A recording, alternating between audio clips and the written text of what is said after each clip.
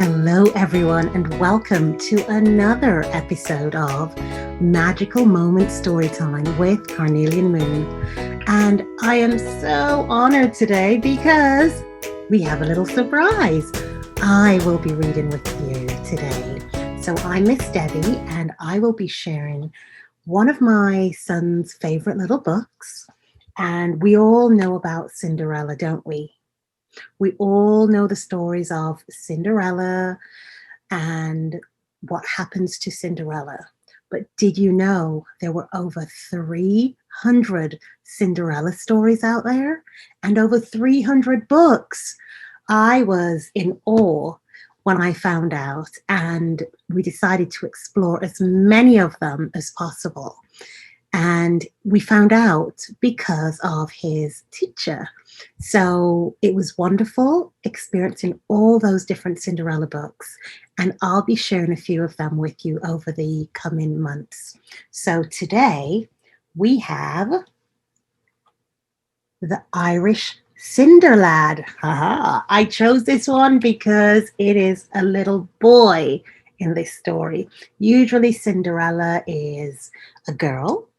And of course, this is a beautiful take on it. So this is called The Irish Cinderlad, and it's by Shirley Climo and illustrated by Loretta Krupinski. And there you go, just showing you that beautiful image. You can see the dragon, and that must be Cinderlad. So let's begin. Are you ready for this?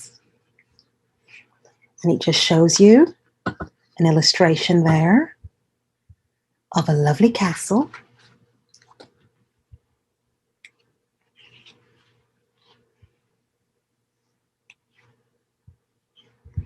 So I'll show you the beautiful illustrations first as we go along. So that looks like a mother with her little baby boy. And there's his cot or his crib, depending where you are in the world. And a little kitty cat. And they're right by the fire. You can see that beautiful glow, can't you? There we go. In Ireland, in the old times, there lived a lad named Beacon. His mother gave him this name the day he was born, for Beacon is Irish for little one. It's fitting, she said, for such a wee thing. Wee in Irish means small. His mother loved him all the same and carried Beacon about in her egg basket for safekeeping. Whenever he opened his mouth, she spooned milk porridge into it, and Beacon began to grow. Red hair flamed on his head. His skinny legs got rounder, and his tiny feet got longer until his toes poked out of the basket. Although the rest of him stayed small, his feet kept on growing. By the time Beacon was 13 years old, they were so large he'd splash a puddle dry just by stepping in it. Still, Beacon's worries were few enough until his mother died. So there's that picture again of Beacon and his mother.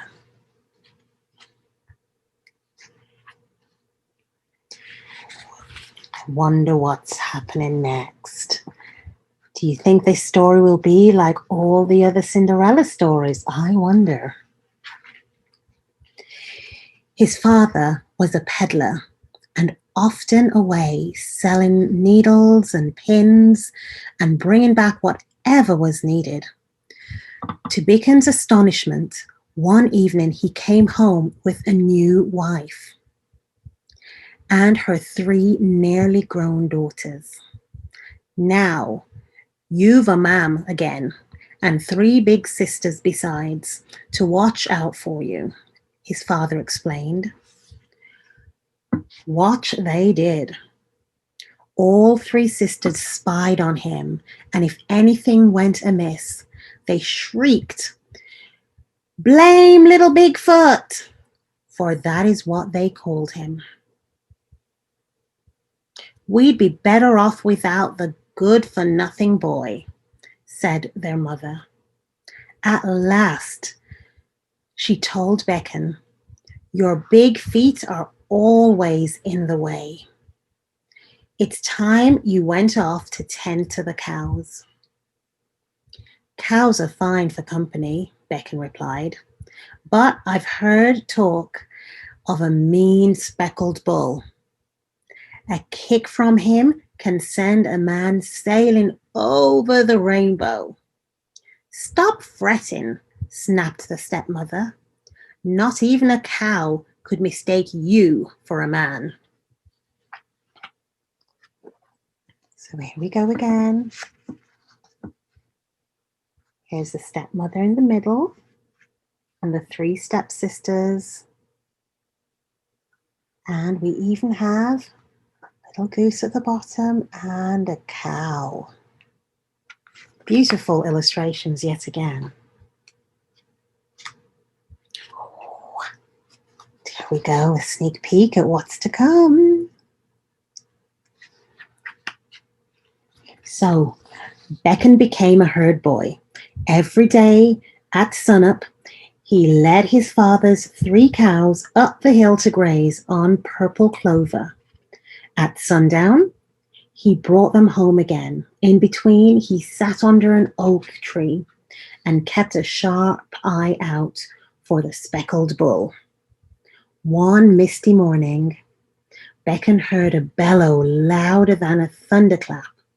Rocks rattled down the hill. Cows galloped about in circles, and Beckon scampered up the oak tree. When he dared to look, it was right into the angry eyes of an enormous bull. So that's what we're seeing here. The enormous bull. And Beckon in the tree. The creature's face was white, but splashed with rusty red, like the freckles on Beckon's nose. The hoofs were big and broad, like Beckon's feet. He twitched his long tail and pawed the ground, ready to knock down the tree and the boy in it. Quickly, Beckon stretched out his hand and scratched him behind the ear, in the place that cows like best. We could be cousins, you and I, said Beckon, jumping down, for we look to be patched together from the same odds and ends. The bull lowered his head with the wicked curved horns, but instead of tossing Beckon, he nuzzled his cheek. From that moment, the bull and the boy were fast friends. Did you expect that to happen? I didn't. Beckon told of his troubles while the speckled bull listened, chewing thoughtfully. So one last look at that picture of Beckon in the tree and the bull looking up at him.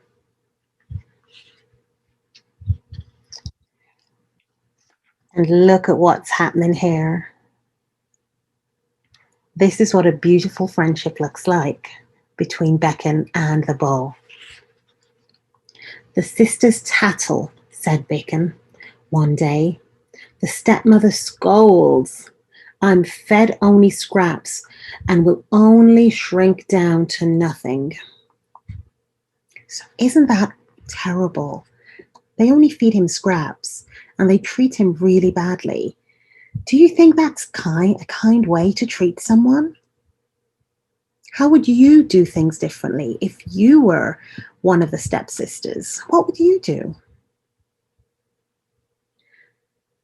Not while I'm about, rumbled the bull. Look into my left ear and pull out what you find there. Did you expect that the bull could talk? I didn't. Beckon wasn't surprised to hear the bull talk, for he had begun to suspect that his friend was no ordinary animal. Not at all, is he? Seeing something white poking from the animal's ear, Beckon tugged on it. Out came a tablecloth. Mm. And wrapped inside it was a whole meal. There was bread and cheese and sausage. There were boiled turnips, a partridge pie, and oaten cakes, sticky with honey. Yum. Eat what you will, said the speckled bull. Beckon ate every crumb and licked his fingers clean. Then he rolled up the cloth and tucked it back into the bull's ear. Now, who would think that a bull has an ear as big as that to wrap a tablecloth filled with all of that food inside? Each day thereafter, Beckon had a noontime meal fit for a chieftain. Each evening, he turned down the crust of bread his stepmother set out for his supper. And there's that beautiful image. There's all the food that Beckon got to eat. Now that is a beautiful meal, isn't it? A lot better than a piece of crusty bread, I think. That boy's filling his stomach some way, the woman told the oldest daughter. Tomorrow, hie yourself up to the pasture, find out how. The girl did just that, hiding behind the bush to watch Beckon while he watched the cows. At midday, the speckled bull arrived. She saw Beckon pat him, put a hand in his ear, and pulled out a feast. The bull is feeding Beckon, she whispered to her mother that night. I saw it. Then we shall butcher that old speckled bull, declared the mother. He'll make a grand stew for us. Eyes closed, Beckon nodded on the hearth. But his ears were open, and he heard every word that was said. At the first light of day, he ran to warn his friend. One last look at the two friends together.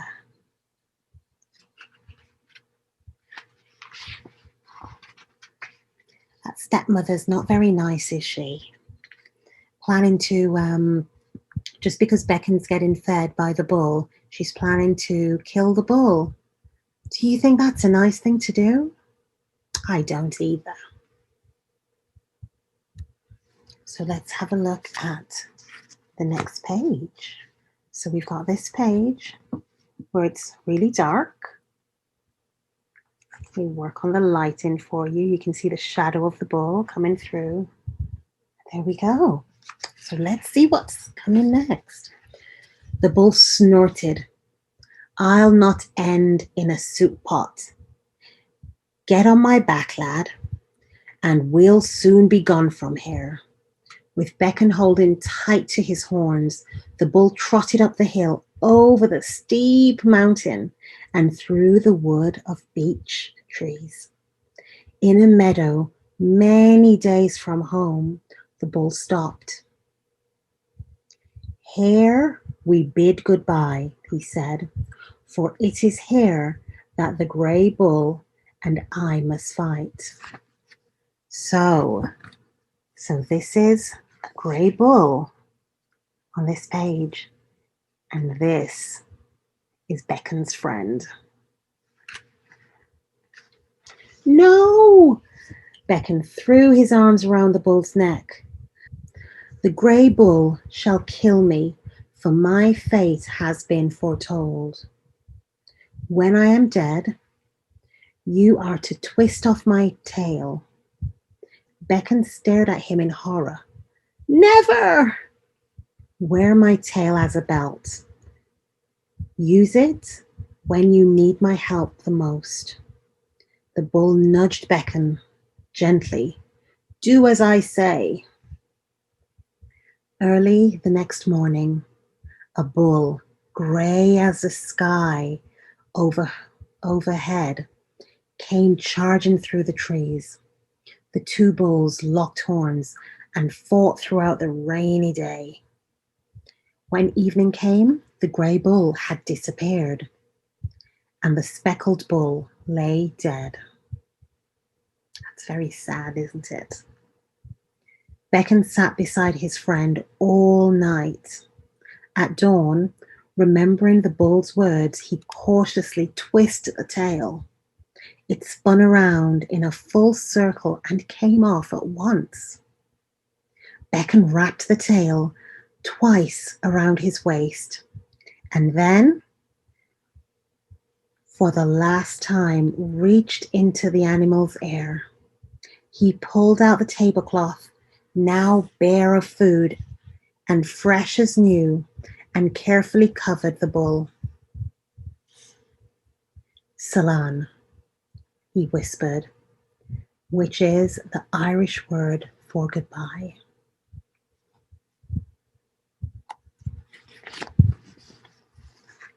And there's that grey bull again, and the bull getting ready to fight. That is really sad. But let's see if Beckon has a happy ending. Alone, Beckon continued his journey, walking down a rocky ridge and into a valley. The stones cut his bare feet, and he was grateful when a gentleman on horseback offered him a ride. Where are you bound, lad? The man asked. Beckon shrugged. I'm going anywhere at all. You could come along with me, the gentleman suggested. I am in want of a cowherd. Herding is what I do best, answered Beckon. I've this horse, 3 cows, 4 sheep, and a donkey, and all of them good-natured. What's bad-tempered is on the other side of my wall, an Irish. A giant? Beacon exclaimed. I'd like to see one. Take warning, the gentleman wagged his finger. My last herd boy, a lad far bigger and stronger than you. Although he knew quite well what was meant, Beacon said at once, I'll have the job anyway, if it please you. And here we go. There's a gentleman on his horse meeting Beckon. There's a house in the background.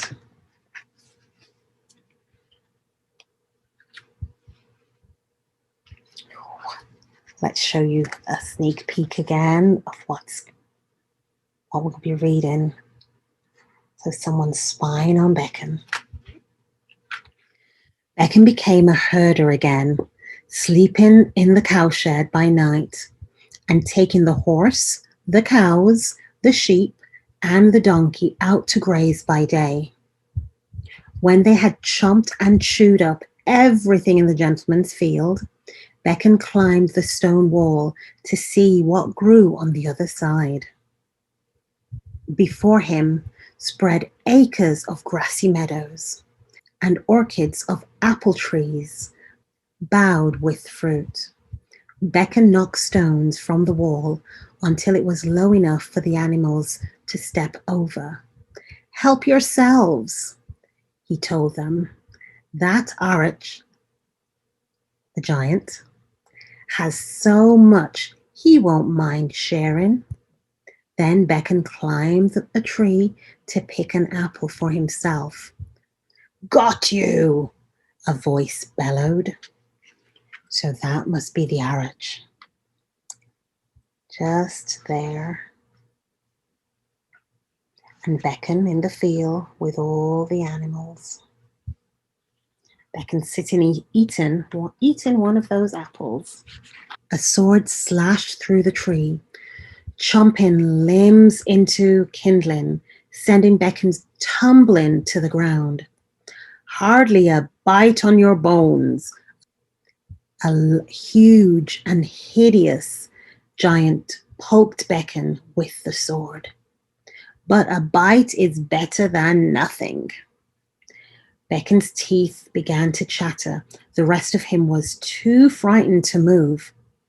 Then he remembered the speckled bull's last words. He pulled off his belt and flung it at the giant. As if it were alive, the bull's tail coiled like a snake around the giant's neck. The giant dropped his sword. "Call it off!" he croaked. "Not ever," vowed Beckon. "Not." His eyes fell on the giant's skinny buckled boots. "Until you give me those boots. Now be gone and never come back," Beckon commanded. He climbed up on the donkey, caught hold of the bull's tail, and yanked it like a bell pull. "Promise?" The giant's face turned purple. "Promise," he puffed. As soon as Beckon let go, the belt unwound. With a fearsome howl, the arch bounded over the wall and disappeared. Beckon buckled on his giant, huge boots. "Just my size," he said. Then, waving the sword, he led the herd home. And look at this. That's the giant being defeated by Beckon. Doesn't he look really scared there? He's got his hands up and there's the tail. Bull's tail doing its job, and there's Beckon at the bottom.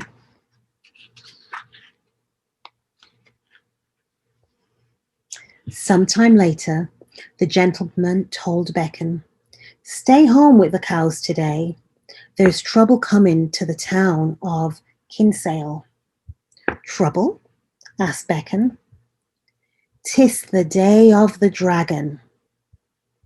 His master shuddered.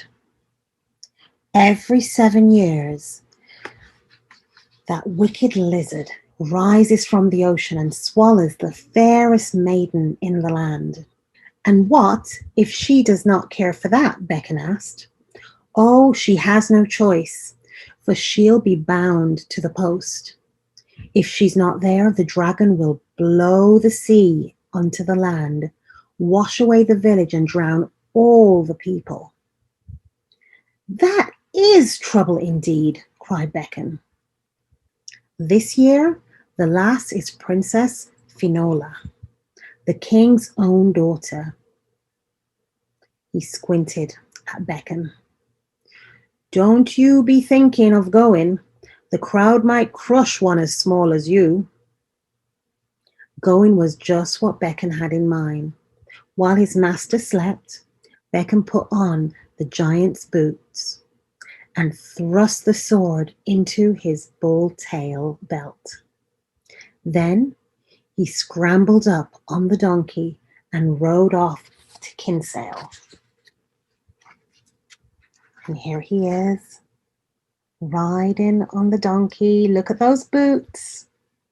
And you will see the town of Kinsale in the distance. Beckon spied the king's castle first, for it was perched high on the headland, above the blue-green sea.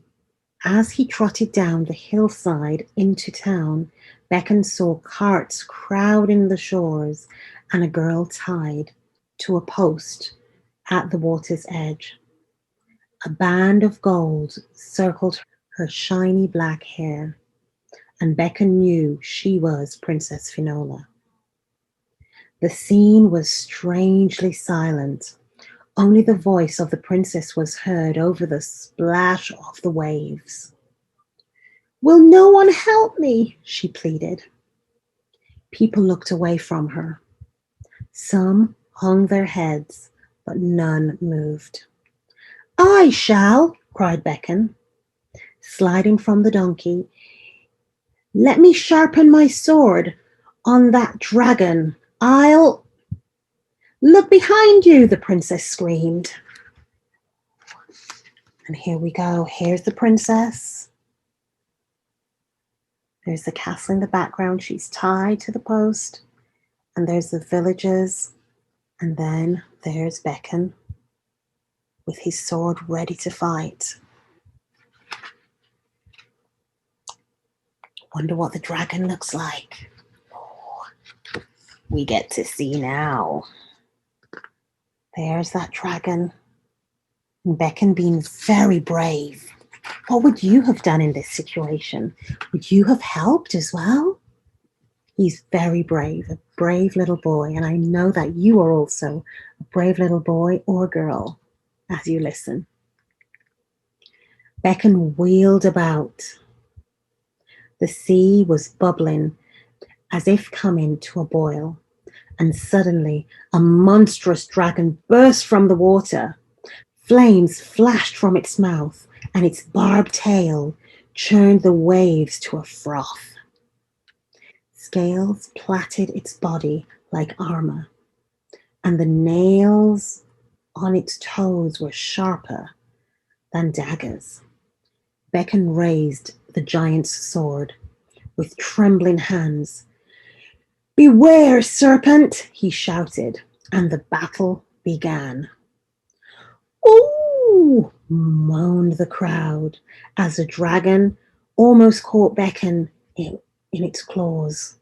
"Bravo!" cried the princess as Beckon's sword drew blood. But the creature acted as if the strikes from the sword were pinpricks. Grasping his belt instead, he hurled it at the dragon. The bull's tail wrapped itself around the fiery jaws, tying it shut. The dragon snorted and heaved, but each move tightened the belt.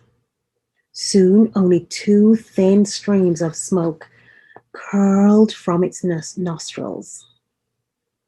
With a sizzle, the monster sank beneath the waves, taking the tail of the speckled bull down with it.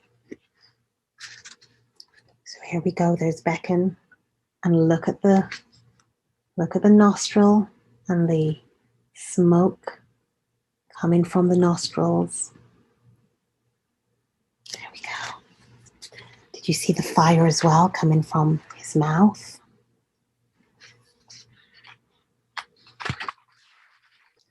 People cheered and rushed to Beckon, almost crushing him, just as his master had warned. Then he heard Little Bigfoot and saw his three stepsisters ready to pounce on him like three cats on a mouse. Beckon jumped on his donkey. "Wait!" cried Princess Finola. She reached for Beckon and caught him by the boot. "I want to thank you." "You're welcome, to be sure." Kicking the donkey, Beckon took off down the road as if the dragon still chased him, and the princess was left holding his boot. So there we go. There are the three stepsisters chasing, and there's Beckon looking very surprised to see them, and there's the princess with his boot, and there's someone else from the village.